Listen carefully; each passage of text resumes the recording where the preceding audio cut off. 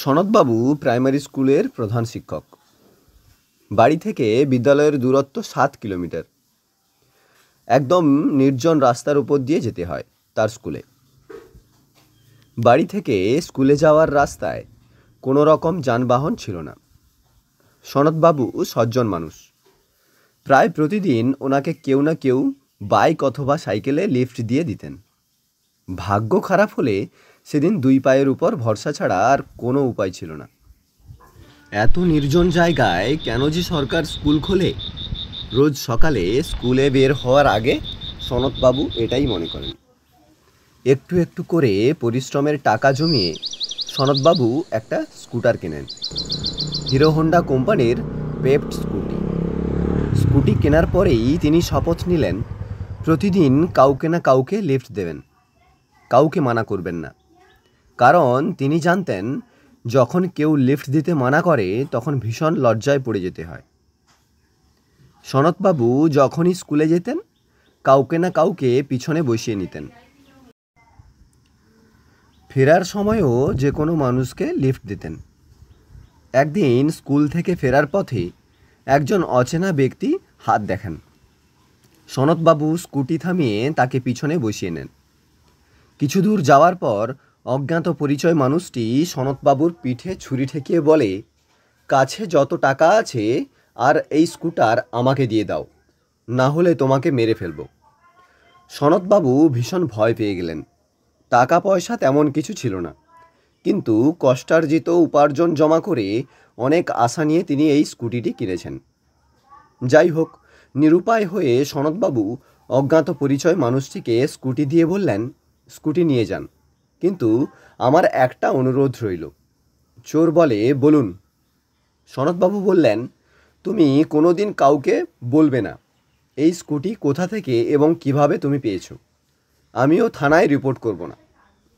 চোর আশ্চর্য হয়ে বলল, কিন্তু কেন? সনৎবাবু বললেন, দেখো, এই রাস্তা নির্জন, এমনিতেই সবাই ভয়ে ভয়ে চলাফেরা করে। তারপর সবাই যদি জানতে পারে এই রাস্তায় স্কুটি ছিনতাই হয়েছে, তাহলে কেউ আর কাউকে লিফট দেবে না। চোরের মায়া হলো, ভাবল সনৎবাবু সৎ এবং সজ্জন একজন মানুষ, কিন্তু পেট তো আর শুনবে না। স্কুটি স্টার্ট করে চোর চম্পট দিল। পরের দিন সকালে সনৎবাবু দরজা খুলে দেখেন দরজার সামনে তার স্কুটি রয়েছে। সনৎবাবু খুশি হয়ে গেলেন। কিছুটা আশ্চর্য হয়ে স্কুটির কাছে গিয়ে দেখেন স্কুটির হ্যান্ডেলে একটা কাগজ রয়েছে। কাগজে লেখা, মাস্টারমশাই, এটা ভাববেন না যে আপনার জ্ঞানগর্ভ কথা শুনে আমার মন বিগলিত হয়ে পড়েছে। আপনার স্কুটি নিয়ে প্রথমে চোরাই মাল খরিদকারীর কাছে গেলাম। উনি দেখেই বললেন, আরে, এটা তো মাস্টারমশাইয়ের স্কুটি।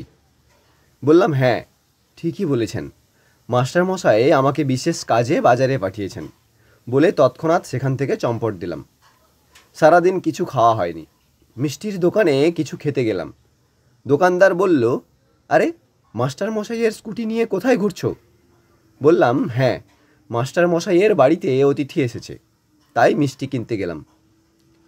রাস্তায় যার সঙ্গে দেখা হয়েছে সেই বলছে মাস্টারমশাইয়ের স্কুটি।